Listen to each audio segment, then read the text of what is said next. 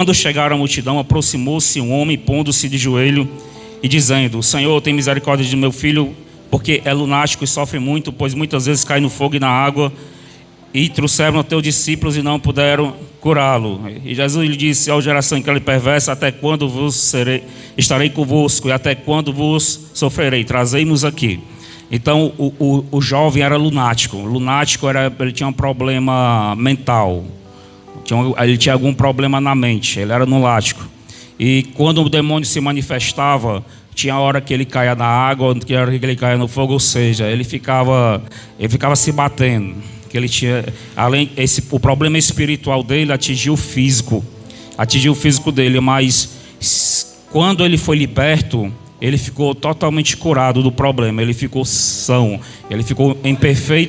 a sua mente ficou em perfeito estado de saúde. Só que quando o pai levou o menino para os discípulos eles oraram e não puderam expulsar o demônio. Então este homem já estava desesperado. E quando chegou Jesus, ele disse: ora aqui no meu filho, porque eu já trouxe para os seus discípulos e os discípulos não puderam curá-lo. E muitas vezes ele é lunático e muitas vezes ele cai na água e no fogo. Então Jesus respondendo disse: ó geração incrédula e perversa. Só porque não tem fé. Já por que foi que Jesus chamou os discípulos de geração incrédula e perversa? Por que foi? Alguém entendeu? Por causa da fé. Até quando estarei eu convosco e até quando sofrereis? Então nós vemos aqui que por causa da incredulidade dos discípulos, Jesus chamou eles de geração perversa. E também Jesus disse: até quando eu tenho que ficar com vocês? Porque não é fácil estar perto de pessoa incrédula. Não é ruim, né? Você viver com uma pessoa incrédula, uma pessoa que não tem fé, uma pessoa que só diz que vai dar errado, uma pessoa que só sabe te botar para baixo, só sabe te botar para trás. E até Jesus se incomodava que quando ele viu que os discípulos estavam sem fé, ele disse: ó geração perversa, até quando eu tenho que estar convosco? Não é ruim? Né? Ainda bem que a bebete aqui é da fé, aquela. Glória a Deus! Glória a Deus! Santo, aleluia! Até quando estarei eu convosco e até quando vos sofrerei? Então é ruim estar com pessoas que não têm fé, pessoas incrédulas, pessoas que só botam para trás. E também Jesus disse que até quando vós, os incrédulos, até quando vocês sofrerão. Então a incredulidade ela faz que você seja uma má companhia. O incrédulo, ele é uma má companhia. O incrédulo, ele além de não trazer bênção para si, muito pelo contrário, ele faz repreender as bênçãos. Ele atrapalha quem acredita que vai receber a bênção. E além disso, o incrédulo, ele é sofredor. Jesus está dizendo aqui: até quando vós sofrereis? Então Jesus continuou: trazei-mo aqui. É muito ruim estar com gente, perto de gente incrédula, né, Delvânia? É muito. Você diz que vai fazer uma coisa, a pessoa diz que não vai dar certo. Você diz que acredita que Deus vai abençoar e a pessoa diz que não vai. Você diz que tem um sonho e a pessoa diz que você está viajando demais, está comendo muito baião antes de dormir. A pior coisa que tem que viver com gente incrédula, você não pode sonhar, você não pode nem falar, tem que estar calado. E a pior coisa é quando um é sonhador demais e o outro é incrédulo, aí é que é ruim mesmo. Quando um tem muita fé, sonhador, que eu digo que é uma pessoa, um é muito fervoroso e o outro é incrédulo, é ruim demais um negócio desse. Porque o fervoroso, ele gosta de sonhar. Todo mundo que tem muita fé, ele sonha. Então, quando ele começa a sonhar, a boca fala que o coração está cheio. Né? A boca fala que o coração está cheio. Então, o coração do sonho... O que foi, Bebete? Não é de você, não. Você é a sonhadora. Ela estava assim para mim. Então a pior coisa... Ela ainda sonha mais do que eu. Eu sonho muito, sempre fui sonhador. Só que eu encontrei alguém que sonha mais do que eu ainda.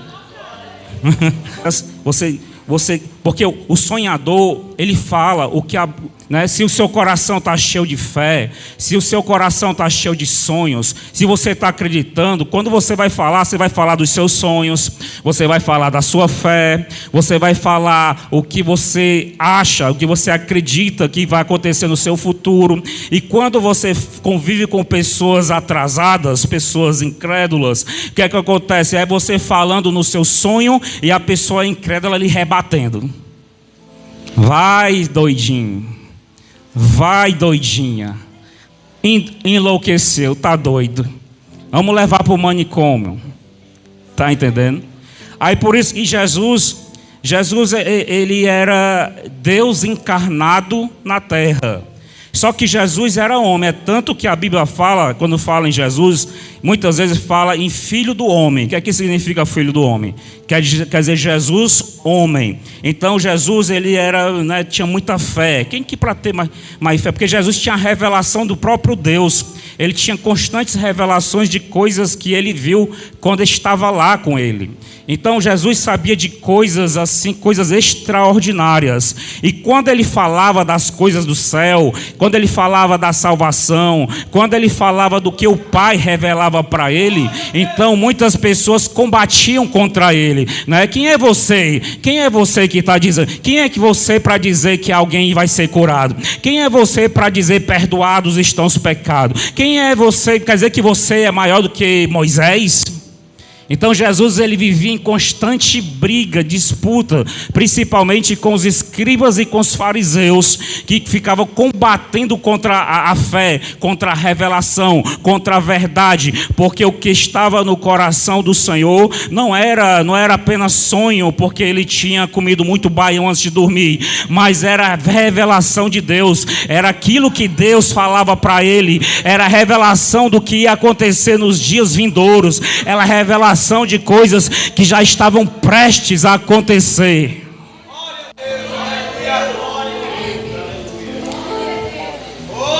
E agora, Jesus, além de estar com esse problema com os escribas e fariseus, os escribas e fariseus é quem duvida, escriba e fariseu, né? E falando de escriba e fariseu, quantos crentes que a gente olha, quantas pessoas que estão na igreja, e se você for fazer um paralelo, porque se você estudar bem o Novo Testamento, os 4 evangelhos, nós vamos ver bem um paralelo entre Jesus, os pensamentos de Jesus, os dogmas, os ensinamentos do Senhor, e nós vamos ver em contrapartida os ensinamentos, a doutrina dos fariseus. E se nós formos analisar certos dogmas, certas doutrinas, nós vamos ver que é mais parecida com a doutrina dos fariseus do que com a doutrina dos ensinamentos de Jesus. É ou não é? Infelizmente, né? Infelizmente, porque Jesus, ele atraía a multidão. Porque Jesus, ele comia com os pecadores. Porque Jesus, ele não condenava o pecador, mas ele queria restaurar. Ele próprio dizia que não veio para os sãos, ele veio para os doentes. Ele veio para os pecadores. E por isso ele tinha que passar mais tempo perto dos pecadores do que com os que se diziam justos. E isso aí incomodava muitas pessoas, porque a doutrina dos fariseus falava ao contrário, que eles não poderiam se misturar, eles não poderiam comer isso ou comer aquilo, não poderiam tocar, tinha que vestir aquelas roupas, tem que botar aquelas franjas, não podia usar colar, não podia usar brinco, não podia, então era tudo não podia. E infelizmente, quantas igrejas têm a sua doutrina, e a sua doutrina é só para dizer, não pode isso, não pode tocar, não pode manusear, não pode fazer, não pode vestir. Aí se você for comparar na Bíblia os ensinamentos, o comportamento de Jesus com o dos fariseus, você vai ver que esse comportamento é bem parecido com o dos fariseus. Bem parecido com o dos fariseus, né? E é verdade, que o próprio Jesus disse que nem eles entram no céu e nem deixam que os outros entrem no céu.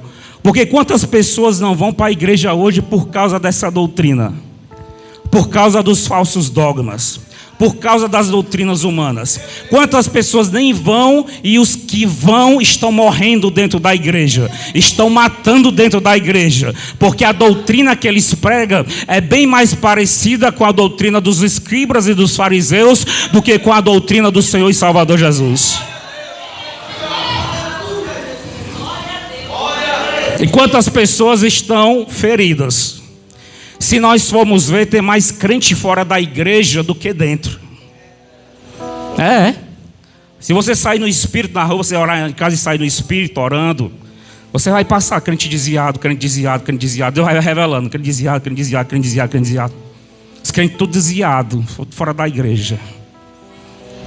Se a gente fosse pegar os crentes que estão afastados aqui, só daqui, ou pegar aqui só da terceira etapa do Zé Walter, que a gente já evangelizou tanto aqui. Se a gente pegar só aqui a terceira etapa do José Walter, os crentes que estão afastados da casa do Senhor, e trazer para cá, que não cabe não. Aí tem que botar um templo, 2 templos, um ali numa esquina, outro na outra esquina, só para trazer os que estão afastados da terceira etapa. Por quê? Por que isso acontece? Porque, por causa da doutrina humana, eles impõem coisas, pesos que nem eles querem suportar, nem ao menos com o dedo. Está entendendo? Aleluia! Glória a Deus! Glória a Deus! Então, voltando aqui para a palavra, o Espírito Santo está só me conduzindo aqui. Então, voltando aqui para a palavra, nós vemos aqui. Então Jesus repreendeu o demônio que saiu dele e desde aquela hora o menino sarou. O que eu queria dizer é que agora Jesus, além de estar lutando com os escribas e fariseus, Jesus também teve momento de debate com os próprios discípulos. Porque tinha hora que os discípulos eram tão incrédulos que ele chegou ao ponto de dizer: até quando vós sofrereis e até quando eu estarei convosco? Como eu estava dizendo.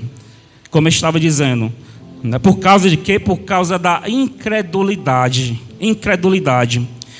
E pelo contrário, é bom quando você tem muita fé, quando você tem muitos sonhos, quando Deus revela ao seu coração o que é que vai acontecer na sua vida. Quando Deus revela no seu coração o que é que vai acontecer nos dias vindouros. E quando você está com a pessoa que está na mesma vibe,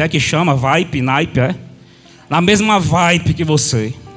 Quando a pessoa está, quando você diz assim: ei, nós vamos aqui, vamos fazer uma arca. Deus mandou fazer uma arca. E chega a pessoa e diz: estamos juntos, onde é que pega a madeira?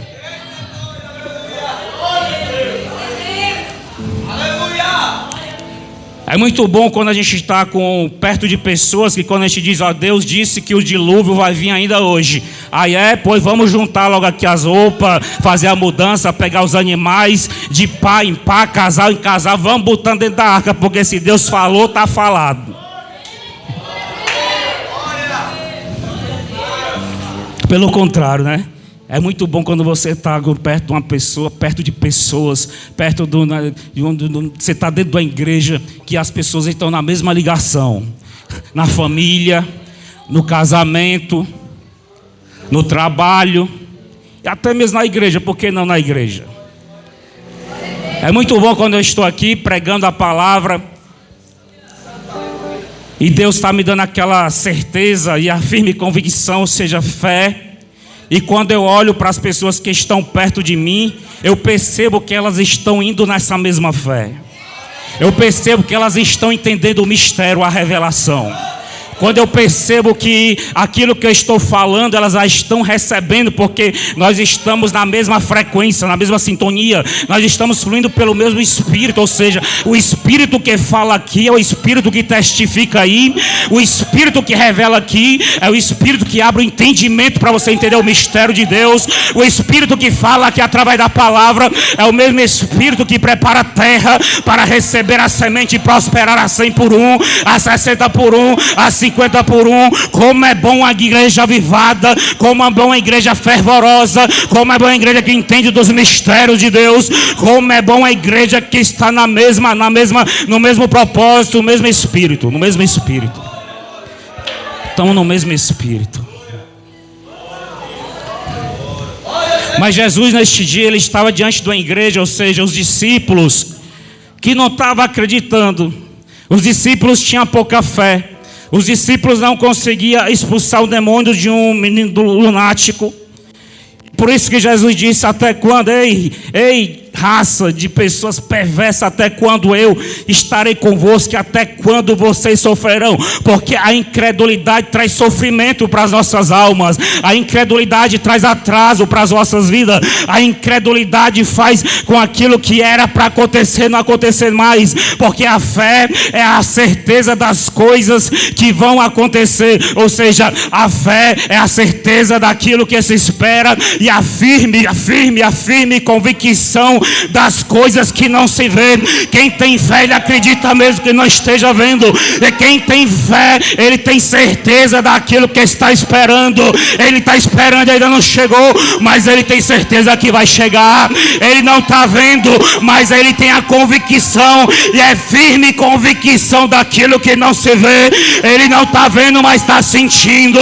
Ele não está vendo, mas ele está sentindo o cheiro, está sentindo a presença. Ele não está vendo, mas o Espírito já detectou a presença. Ele não está vendo, mas nós sabemos que Deus está aqui. O Espírito de Deus está falando. Você não está vendo o que Deus te prometeu, mas você tem certeza que aquilo que Deus prometeu vai chegar, vai acontecer. O milagre vai acontecer.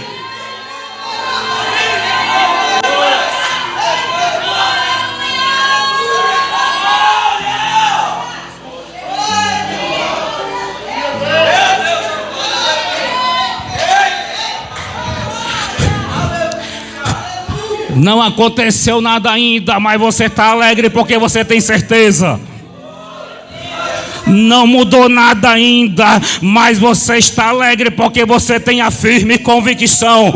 E quando se tem certeza e firme convicção, não tem incrédulo que vai tirar a tua fé, não tem palavra maldita que vai tirar a tua certeza, não tem incrédulo nenhum que vai poder apagar os teus sonhos. Não tem esta pessoa, não tem esse parente, esse familiar, esse amigo, não tem esse crente que vai tirar a fé que Deus colocou no teu coração, porque aquele que promete, ele coloca fé, porque aquele que faz a promessa, ele coloca a certeza no teu coração. E ainda que esteja dizendo que você é sonhador, é sonhadora, mantenha-se nessa fé, porque o milagre, a promessa, a bênção vai acontecer. Tudo vai mudar, tudo vai mudar.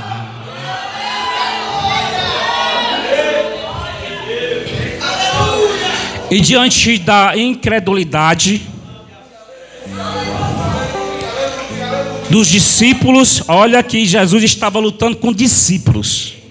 Jesus não estava lutando com gente que estava fora da igreja, mas estava lutando com gente que estava dentro da igreja. A incredulidade que a Bíblia está fazendo reverência não era fora da igreja, era dentro da igreja.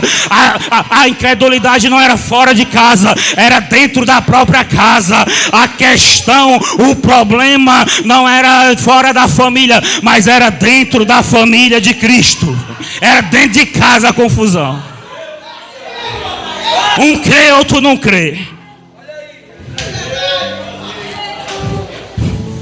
E Paulo disse: se você crê que pode comer somente legumes, então coma só legumes, mas respeita aquele que acredita que pode comer carne, sarrabolho, farofa, feijoada. Se você crê que pode comer sarrabulho, panelada, feijoada, coma a seu sarrabulho, a sua feijoada, mas respeite quem crê que só pode comer legume. É cada qual com a sua fé, é cada qual com a sua loucura, é cada qual com o seu sonho. Deixa o irmão sonhar, deixa ele com a loucura dele, com a loucura dela.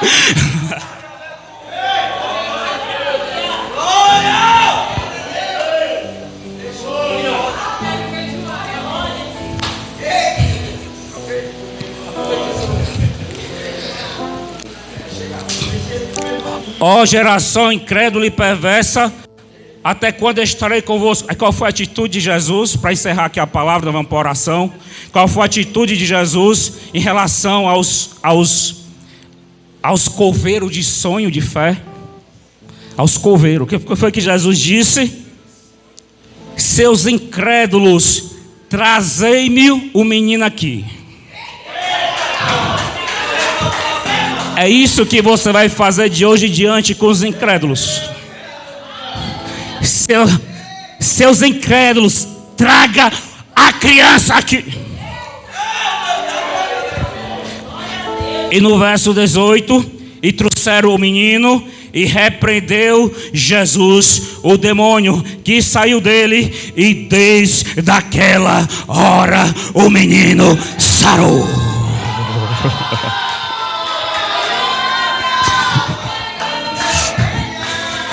Foi diante dos incrédulos, foi diante daqueles que não conseguiram, foi diante daqueles que não tinham a mesma fé, que não estavam caminhando pela mesma vibe, foi diante daqueles que não estavam da mesma frequência com o Senhor. Traz o menino aqui.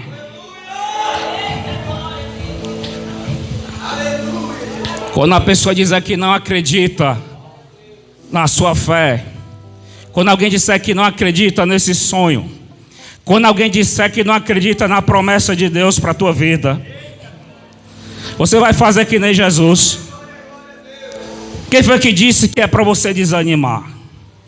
Quem foi que disse que é para você deixar de desacreditar?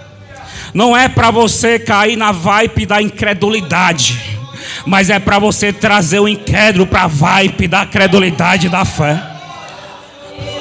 Jesus ele não desceu na dimensão da fé quando viram que os discípulos não conseguiram expulsar o demônio do garoto. Ele não diminuiu a sua fé, muito pelo contrário, ele disse: traz o menino aqui.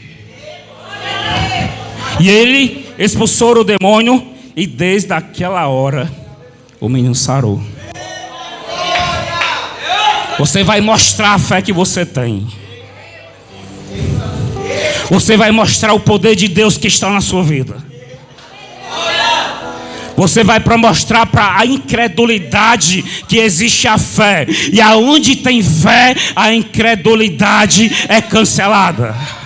Aonde tem fé, a morte é cancelada. Aonde tem fé, tem poder, tem força, tem glória.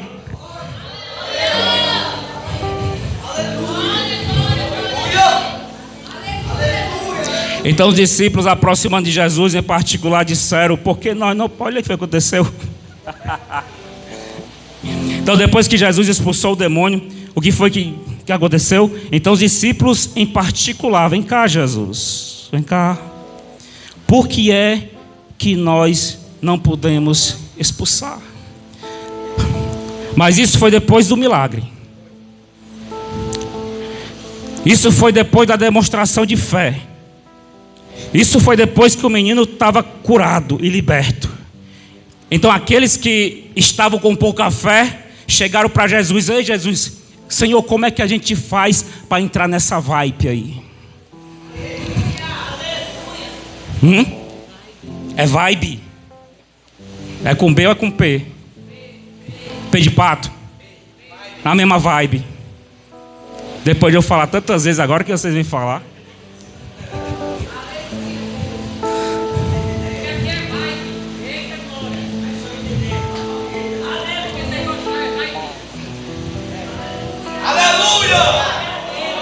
Agora eu fiquei pensando no B e no P da vibe. Esqueci que eu estava pregando.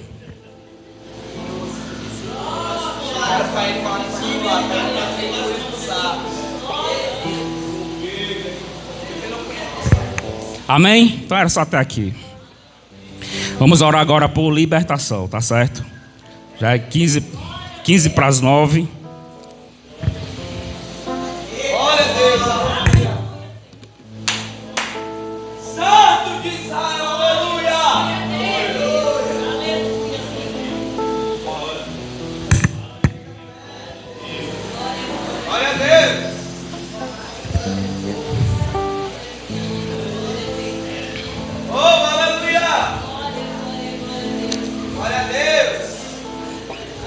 Diz assim, pessoal.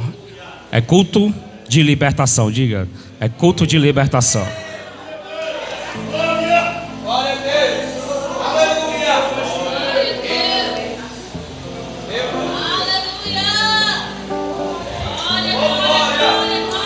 Eu vou dizer aqui uma coisa, tá certo?